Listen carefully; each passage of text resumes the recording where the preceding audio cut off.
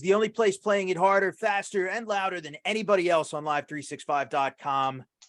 This time, joining me once again, we have Mr. Barrett of the band Bloodprint. So it's been a little bit of time since we've had Barrett on the show last. I believe he was joined by somebody else last time, but it's been a little bit. You guys have a new album out, so let's talk about it. I'll let you do the introduction of yourself and talk about your album. All right. Well, I'm Barrett from the band Bloodprint. We're in Nova Scotia, Canada, and as of now, 3/4 of the band now are teenagers. Then we have one in his 20s, and we've been recording this release since 2 March breaks ago. So it's taken a bit over a year now to get this out, and it's our second EP called Once Again Darkness. It's got 6 tracks on it, and we think it's overall just a big improvement and step up from the debut Scorched. Cool. What went into each track you got there? Obviously you said it's been 2 March breaks ago. Obviously you guys have schoolwork and that kind of shit to do, being a 3/4 teenage band and one in their 20s. What is it what's it like trying to I guess balance both worlds? Oh, well, we don't I guess, like, for a band like us, we don't practice or rehearse as much as you'd think. Like, before the debut came out, we were practicing like once a week at least, but now it's been more like once or twice every month, because one, we haven't been gigging quite as much, and also we've had a lot more stuff to keep track of, like you said, like school and stuff. But we've just been trying to get this done as soon as we can, and it's just taken this long. But we put all we had in this, and I think it turned out pretty good. Nice. Has it received any kind of reviews or anything like that yet since it's been out, or are you guys still waiting for that? Not quite yet, but I do have some people to reach out, like on like Instagram reviewers or something, to get some more traction to the release. Because I've been sick for since the release came out, so it's been tough getting stuff out. But has it been the vid? What? Has it been the COVID? No. Oh, thank God.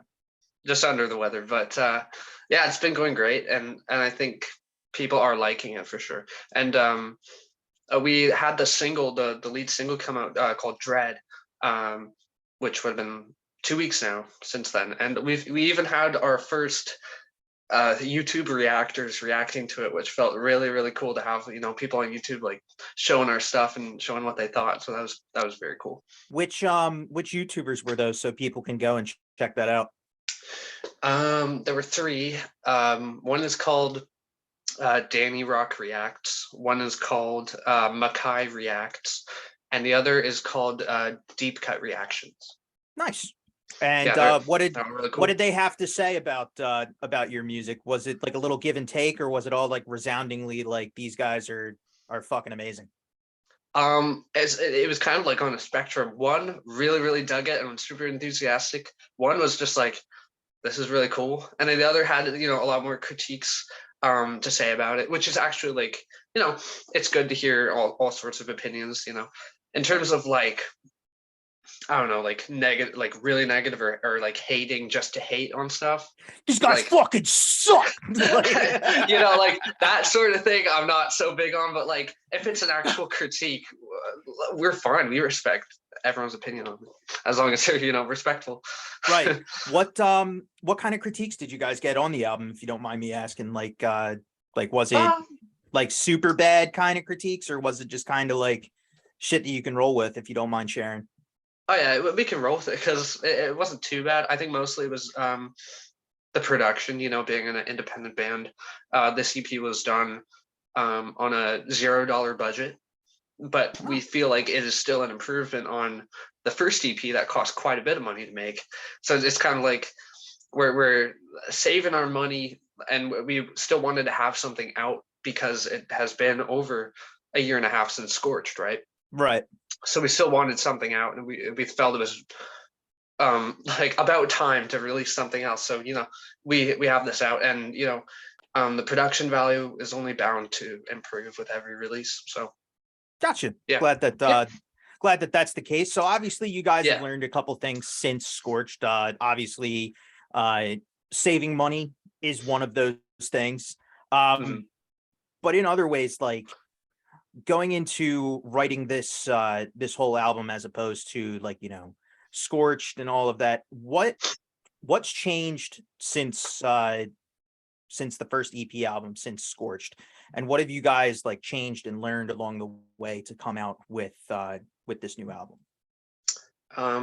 Songwriting wise, I think it's improved a lot on the musical aspect of just trying to increase the catchiness of songs while also going more in depth musically. And me personally, I'm the bass player, so on this one especially, I gave myself a lot more room to be more creative with bass lines and be a lot more creative with my performances. And just as a band, the EP overall is way more technically proficient than the first one. So I think like it's a step up for sure from the musical aspect. And then from recording, we've learned a lot because Scorched was done in just this studio in Halifax, and then this new one was done fully just in our basement, and Oh, okay. like using all our own gear. And I think we learned a lot about how to moving forward from it. We've learned how to do things more efficiently, because like I said, we had to retrack the drums alone like 3 times across the entire process. So it Oh, has wow. taken a long while. So I think with what we're doing next, it'll take significantly less time now that we're more seasoned on that front. Gotcha. So say like being that you're the bass player, you said like one of the big things that changed since Scorched was trying to make things more catchy. Um I just want to ask this question just because it's kind of the complete opposite. I just interviewed a band, World Eater, just the other day, Mhm. and we were talking about this, that they try to make their music more impactful and have more meanings in it rather than just be catchy. What do you like as far as like, what you think might get you guys farther in like, in your band's career? Where do you guys fall in the category? Are you guys more of like a meanings inside of your music kind of writers? Are you guys more of a let's make it catchy? Or you know, like where are you in that spectrum, do you think? I think we definitely a bit of both. Like we try to have songs that you can remember in your head, because that Gotcha. is something that can really set you apart from every other band. If you have memorable songs, people will come back. But also we do have like meaning and like a lot of we do try to have like a lot of impact and storytelling with our songs, and that's something as well that we're going to work more on in the future. Give us an example of a song on the album, for Yeah. the people listening, that may be a good, example of that bit of both for you guys. If you had like one song that kind of did uh both things, was one to remember, but also one that really had something to say, Oh what yeah. do you think it was? That's the perfect question because I know exactly. The title track, Once Again in Darkness, I feel does exactly that. It's our longest song so far that we've written, and it has both of this, like, the melodic, emotional aspect to it of like remembering it, but also I think especially the lyrics that Zach wrote for that one has a lot of meaning, and I think can take a lot from that however they want to. Gotcha. Give us an Yeah. example of like I know what it is. I've listened to it. Like for somebody that maybe hasn't listened to it, like Yeah. what's a little excerpt of like lyrics from that are kind of powerful in that way. Like um I want to say it's like, like an Iron Maiden, uh, you take my life, but I'll take yours too. You fire your musket, but I'll run you through. In the Trooper, You know, Mhm. those are some pretty fucking powerful lyrics. You remember that stuff. For sure. In Once Again in Darkness, like what's like a little like thing that somebody can be like, yo, this is nuts right here. This is something I gotta go show other people about. I'm trying to think, because Zach sings and everything. Like I'm not a singer, so I can't actually I'm fully just the remember bass them. player. Yeah, kind of, but also like, I don't have them in front of me. Like I It's know all for a good, fact brother. they could. Yeah, yeah. I just can't fully remember them on the top of my head. Oh, But it's oh, but fine. I was just yeah. I just wanted to like maybe get like a give the listeners like an idea, but that's fine. So being that you are the bass player, Mhm. I always like talking to the bass players of every band and just seeing like, Mhm. how like, how they wrote everything, how they kind of went about, you know, kind of creating their own like, unique little style in like, each band that they play. Yeah.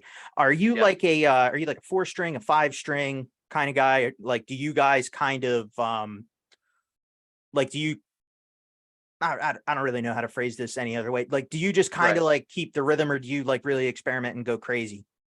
I'm a 5-string player right now. Because actually this is new for the new EP. I had gotten a 5-string Jax, and that's now my main axe. It's like the concert bass model. Nice. As a player, I definitely try to do a bit of both, because the more I experience bands like Judas Priest, Ian Hill is a bass player that really just does things by the numbers, really just follows the root notes, or just follows the groove, doesn't try to do too much outside of that. But I can really appreciate that because it really connects the whole song together.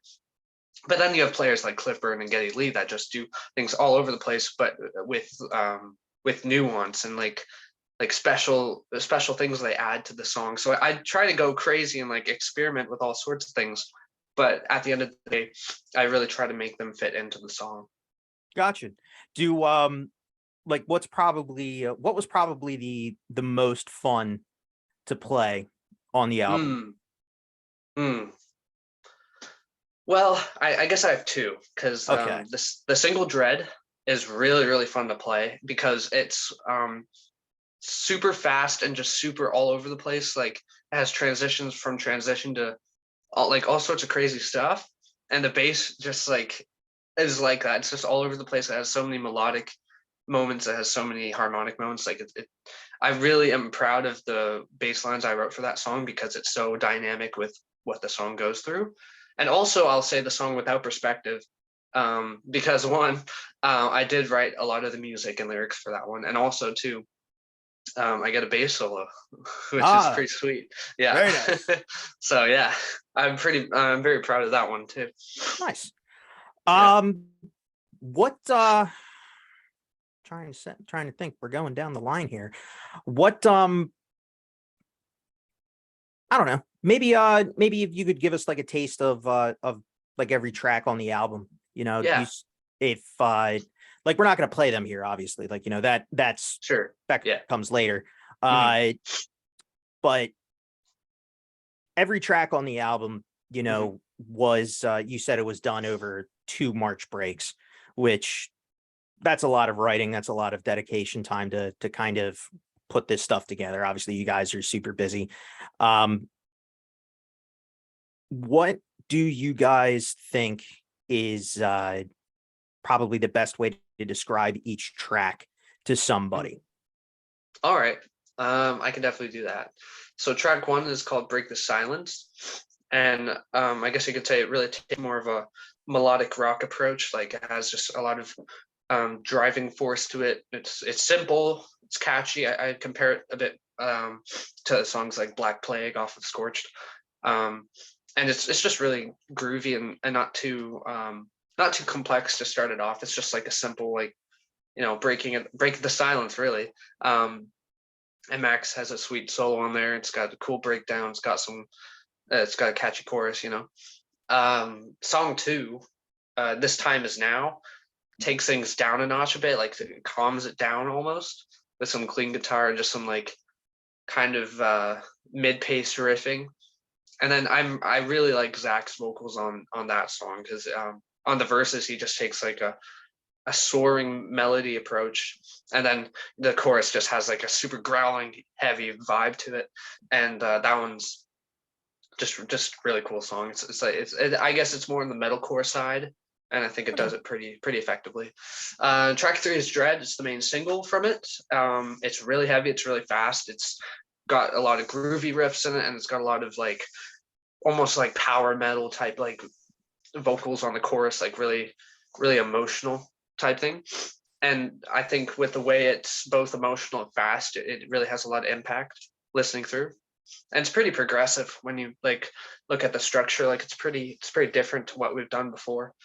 Do you feel as if Dread is I'm trying to think. Do you think that Dread, how it plays, how it sounds, you Mhm. know, its high points, its low points, do you feel like that song is kind of the best example of Bloodprint at the moment where you guys are in your musical journey? Definitely, I think it's that one particular song really pushes the boundaries of what we've been going for, and I think we chose that single because it kind of encompasses everything we've done with the whole EP. Like it's just got everything. It's got the melody, but it's got the groove. It's got the Right. heaviness. It's got it all really. Yeah, so I think that song is the best example at this point. Going back to the order, there's track 4 is Without Perspective. It's more like a thrash type song, punk type song. You know, I wrote the most of the music, and I was really inspired by Metallica and Death at the time, and so it's just like really short, really. It's just like there and it's gone. It's like kind of that sort of song, and it's pretty simple too. But I like it because it's just got that punk energy and it's got a bass solo, so I'm pretty happy with that. So yeah, Yeah. it's a fun song. And then track 5 is Tear Death. It's really like groovy, like classic metal, like Black Sabbath type of riffing there. It's got some actually Max for the first time Max takes the lead vocals on that one track, and it's got a cool solo. It's just got some great grooves. And then last track, which is probably my favorite, once again Darkness, because it's like a long journey. It takes you on a journey, which is what I like about it, because it starts so quiet and calm and then just goes toward the journey. And then I love how it ends in an outro, and it's just like leaves you in this state of just like, wow, that was really really cool. Cool. Um I had the question in my mind. I Going through all of this, what so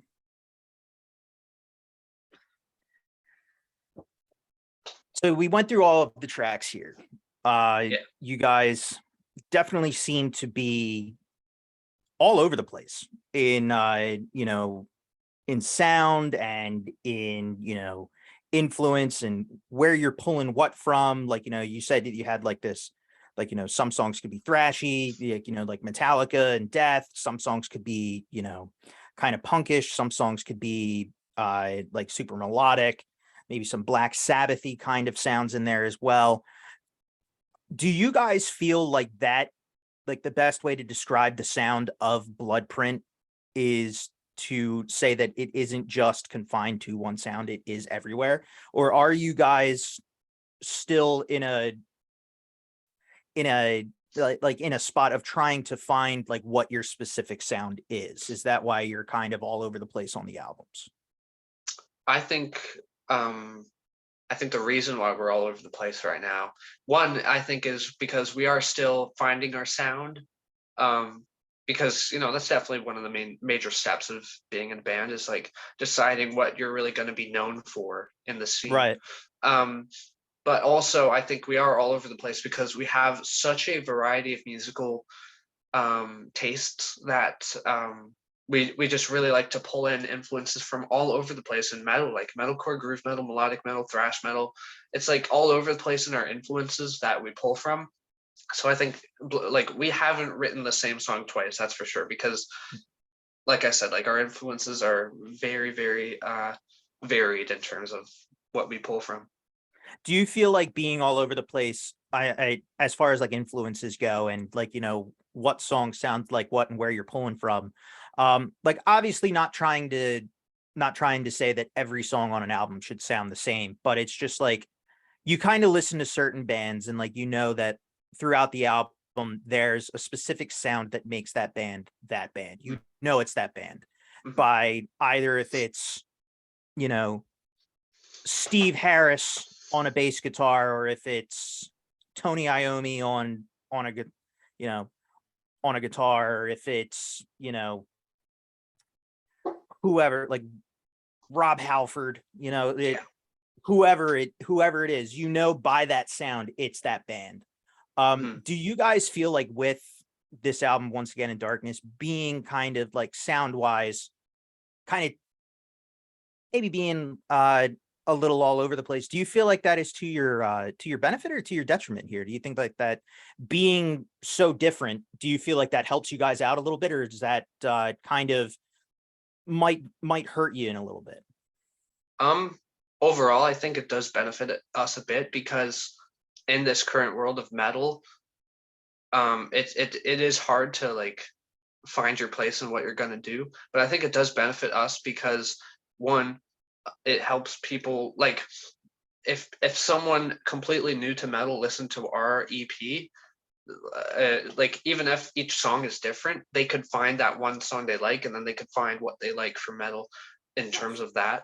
And also, just overall, I think it helps us not become stale as a band because bands in the current scene, like bands like Spirit Box, like they're always pulling out surprises of different styles that you wouldn't expect from them.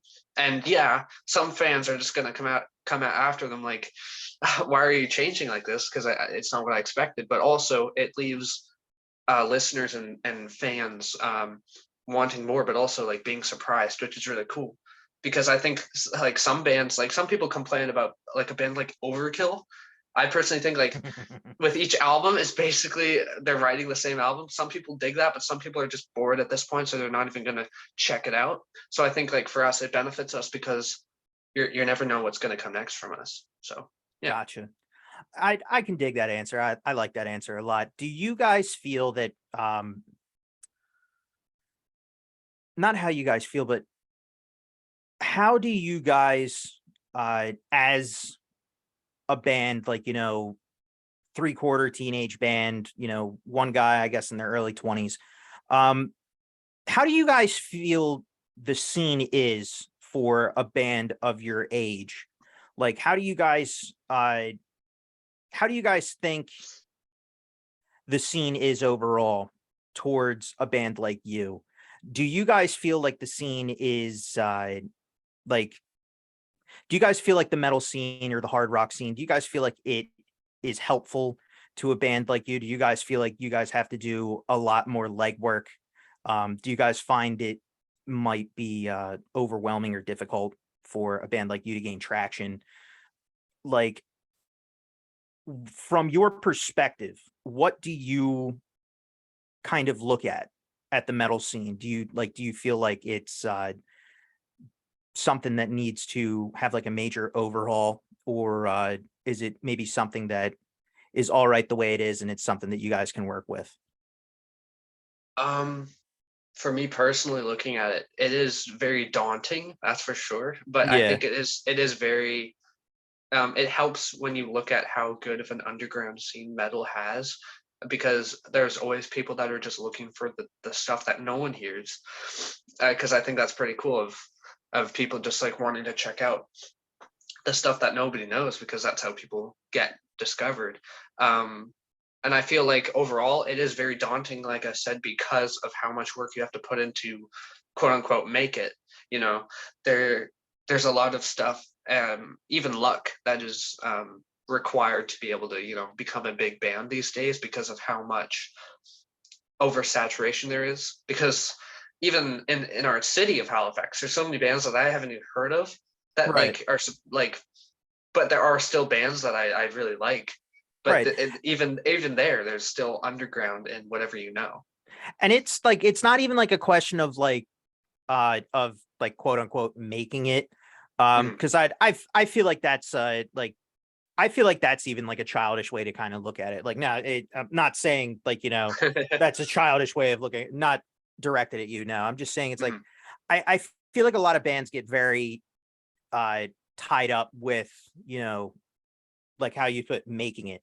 Mhm. I would say is it because like you said, there's a huge underground scene. I mean, like I know firsthand, I wouldn't know about you if I wasn't involved in the underground scene. Um, Mhm. the underground scene is so tight knit, and it is just a big community of bands that all seem to that are all striving for this for essentially the same thing, and it's to be noticed, it's to be known, not so much making it, like not so much trying to become the next Metallica, but or like I feel like the overall is just getting support from the mainstream, getting known, having all these bands with major talent, like such as yourselves and everybody else that I've sat down with. There's a lot of bands out there with major talent that just get glossed over. Like That's true. that's the big, what I say is, like, the big problem with mainstream. It's like that's the big thing. A lot of these mainstream entities are so wound up with like bands like Metallica, bands like Overkill, bands like Death and Black Sabbath and all these other, like, bands that have already had their time, come and Mhm. gone. You Yeah, know, I love Iron Maiden as much as the next guy, but like, I want to see like another band, like yeah. I want to, like, what else is out there, Mhm. not like it's terrible that, Ozzy Osbourne can't tour anymore, but also that's a big gap now Mhm. in touring for maybe somebody to go out and be like, all right, well, we can't book Ozzy anymore. Who are we going to get? You know, let's go take a look. Mhm. Who's like, let's go get a shovel and go to the underground scene and see who's Right. hanging around in, like, see who's hanging around in the dark down there.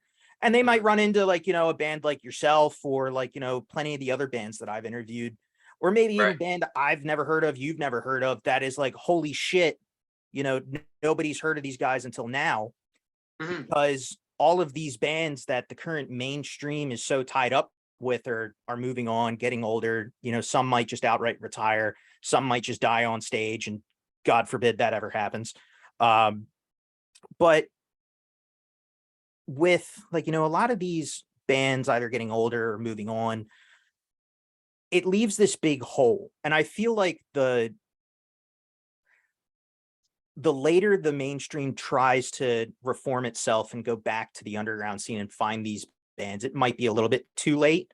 Um, I feel like the mainstream as a whole just is not, it's not supporting bands like you. It's not supporting bands like, plenty of the other bands I've interviewed over the Mhm. years. And it really is like this big thing that I feel like, while the underground scene is so tight knit, like, a lot of guys around your area, and you guys are tight knit, and like, I Absolutely. feel I feel like the underground scene as a whole needs to start, making more of a ruckus, not so much a trying to make it and trying to beat out the other guy. It's much more of a, hey, like, there's a lot of these bands that are out here that, you know a lot of Yeah, people could really like. You just need to, it's as simple as, hey, they're right here. You don't really have to go very far, especially in a social media age, where that's true. you don't have to travel to a different state or a different country and go to some local dive bar and, wow, I just listened to these guys. Let me buy their 8-track or their mixtape. You know, Mhm. it's you guys are out here on Instagram, on Facebook, Mhm. any other social media you guys got. Um, it's easy to find it. I feel like the more people who actually go out, like the more people who actually want to listen to something now, that Yeah, want to find that want to find that next, goosebumps, that next favorite artist of theirs. It's so easy this day and yeah. age. And I But think that's a major advantage to growing up in this generation of being a metal band, practically being a brand new metal band, is that we yeah, get we get to have these platforms like Instagram and YouTube to just try our best to get seen by potential fans. That's the big thing. Like if you have fans, then you have people that can support you, and that have people that can be enthusiastic about you, and that's the most fun part of doing music, like playing shows to people that love you. That's the greatest Yeah, feeling. absolutely. Yeah, Like just being in front of people that enjoy your music. You all enjoy the same shit. You have a fun night, and yeah. in a couple of years you'll be able to throw a beer back after a show. But like I don't Right. know, crack open a couple yoo-hoos and Mhm. I don't know. But man. Yeah, so I can dig it, man. I can dig where you guys are at right now. I totally love the album. It's Once Again in Thank you. Darkness. It's by the band called Bloodprint for everybody that's listening in or that will be listening in. At the time that this airs, or maybe after this airs, whether you're listening on SoundCloud or watching this on the YouTube page. It is it Barrett, it's a true honor to have you back on the show. I'm glad that you actually hit me up. That's Yeah. that was the oh cool. So I didn't fuck this up. They had a good time the first they had Yeah, a we good want to time come the back. first time. For Yeah, sure. awesome. Thank you so Like I much for having say, me. I'm always just some prick on the internet. So it's always an honor to have like a band come back and kind of see where they're at since last time. And Anytime. I feel like on this album, you guys really have made a lot of strides since Scorched. You guys really have tweaked some things, like maybe where you guys were lacking, you kind of went back, improved that. I'm sure, like you said earlier, there's some critiques. It's not perfect. It's not that nothing's perfect. Exactly. Yeah. You guys might eventually come out with your holy grail album, like every band kind of does, or Yeah. every band tries to. Mhm. But you're not there yet. You understand that. You don't take that as like as an insult. You guys take that as here's where we are. This is what we can learn from this album to improve the next album, and then same thing, rinse and repeat to the next album. Um, Exactly. I hope you guys kind of, maybe the one critique I will give you is I hope you guys kind of rope in your sound a little bit. I hope you guys find that sound that makes you guys you guys. I Mhm. know you're working on it. I'm not saying Oh yeah. anything negative to you. I'm just like, I hope you guys do kind of eventually rope that in. It's nice that you guys have so many influences. But it I don't know. I feel like it works, but I feel like it could also set some people off a little bit when they're listening to one song where it's like, oh, I like this Black Sabbathy kind of sound. Then the next one comes in and it's like, oh, this one doesn't sound like the last one. But like you said earlier, Yeah. which I also agree with a lot, it's with a variety of sound, it's somebody who might never have listened to metal before or have never listened to what you guys sound like. Mhm. Having a variety of sound like that, the kind of the flip side to what I was saying, having that kind of a sound, that could really turn somebody on to, I like stuff that sounds like this. And then Mhm. they start their metal journey or their musical journey, and Yeah. they either look for music or they're like, I want to pick up an instrument and play like that. So, it's kind of give and take there, like Yeah. with that Yeah. assessment. So For sure. it's overall, I feel like you guys are on the right track. Overall, I feel like you guys are really, you know, doing good. I feel like you guys are uh, light years ahead of Scorched, for sure. Well, that was the goal for sure, and Hell we yeah. already have some stuff planned, so you won't. This won't be And the last time you'll be hearing of us. and I'm glad this time it didn't really cost you anything in production. Yeah, that's true. I'm glad you Well, guys found out how to do it for free. That's the key. yeah, exactly. Um, let everybody know, just for anybody that might already not know where to find you, Mhm. drop your social media, drop where can we find this album, Once Again in Darkness, and just let the people know. We are Bloodprint Official at TikTok, Instagram, Facebook, and we are just YouTube. We are just Bloodprint at YouTube, and we are on Spotify, Apple Music, YouTube Music, Amazon Music. Like we're everywhere. We're anywhere that DistroKid distributes to. So Nice. we're there. All right, sir. Yeah. Well, again, thank you for returning, and hope to see you again. Thanks so much for having me, man. Thank you. It is my pleasure.